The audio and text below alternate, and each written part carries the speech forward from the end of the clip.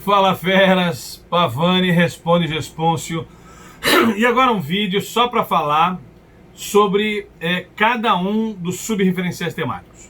O que você pode imaginar que pudesse ser o lógico, uma vez que tem 10 referenciais temáticos e cada referencial temático tem a sua subdivisão, que a gente chama de SRT, subreferencial temático, você poderia imaginar que eu começaria do 1, depois vou para o 2, para o 3, para o 4, assim sucessivamente, né? Não. Nós vamos começar do jeito que a gente sugere que as pessoas assistam o curso. Primeiro nós vamos falar do referencial temático 4, depois nós vamos falar do referencial temático 8º, depois nós vamos falar do 5, depois nós vamos falar do 9º, depois nós vamos falar do 2º, depois do 1º, depois nós vamos falar do 3º, depois do 7º, depois do 10º e depois do 6º, tá? Então essa é a ordem que nós vamos tratar aqui, a abordagem das nossas subreferenciais temáticos. E é a ordem pela qual você deveria estudar os RPG, tá? Mas enfim, o que fala o subreferencial temático 4.1, ok? O referencial temático 4.1, ele faz parte do referencial temático 4, que é holacracia e cultura organizacional.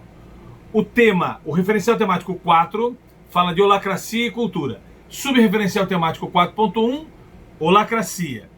E subreferencial temático 4.2, que é outro vídeo, cultura organizacional. Esse especificamente, 4.1, é muito difícil explicar aqui com detalhes, isso é um curso específico. E eu tenho uma palestra, que eu vou colocar o link aqui para vocês assistirem, que é uma palestra que eu fiz para um congresso Summit Innovation, Expert Summit Innovation 2030, onde eu falo um pouquinho desse referencial temático. Mas esse referencial temático valoriza uma estrutura organizacional completamente diferente da hierarquizada de comando e controle que a gente vê por aí. Uma organização que se mostrar para nós hierarquicamente constituída, com alta direção, média direção e força de trabalho, será pouco pontuada nas organizações no nosso processo de exploração. Nós valorizaremos aqui uma organização dinamizada holacraticamente, com distribuição de poder e tomada de decisão por consentimento. Que são conceitos que eu já falei aqui. O primeiro requisito do nosso RPG no subreferencial temático 4.1 pergunta: como a organização definiu seus sistemas de poder, responsabilidade, autoridade e autonomia aos membros da força de trabalho?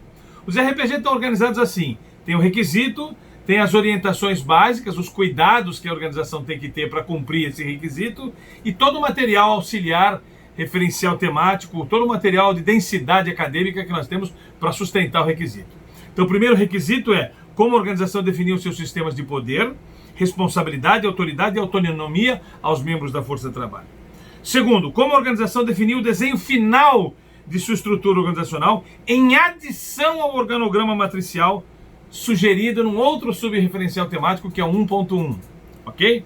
Terceiro, como a organização estruturou suas reuniões de governança entre suas estruturas de processo, ponta a ponta, ou dentre suas definições em círculos, ou ainda dentro de sua organização hierárquica clássica que ela pode haver. Basicamente, a estrutura holacrática é o que nós vamos valorizar. E se uma organização não sabe do que se trata, o papel dos RPG é o quê? É explicar o que é, quais são as vantagens de uma organização dinamizada holacraticamente, sociocraticamente, explicando isso e instalar, começar um processo de experimentação, de degustação de uma outra forma de hierarquia. Nós não queremos simplesmente mostrar para a organização que ela não tem isso.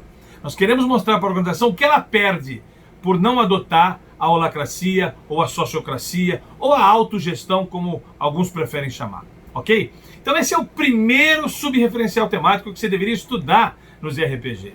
Holacracia, ela tem uma conexão muito grande com liderança transformacional, que nós vamos falar também aqui nos nossos subreferenciais temáticos.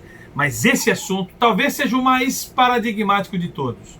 Talvez aqui seja onde a maioria das organizações que se submeterem ao processo de exploração sejam pouco pontuadas, mas utilizarão esse processo de exploração para aprender como fazer isso na sua organização. A Gauss e todos os exploradores preparados e credenciados estarão preparados para te ajudar a implementar, para saber qual a distância que você está desta completude no que tange a exemplaridade da primazia da gestão. E, se você está distante, eu quero te ajudar a começar a bicar esse assunto. Ok? Espero que você tenha gostado desse conceito. Não esquece de assinar o nosso canal de YouTube, clica no sininho para receber as notificações, like nas outras mídias sociais, Facebook, Instagram, Twitter, LinkedIn. Ok? E meu nome é Orlando Pavani Júnior, primazia da gestão e comportamento empreendedor protagonista num único profissional. Te vejo nos próximos vídeos.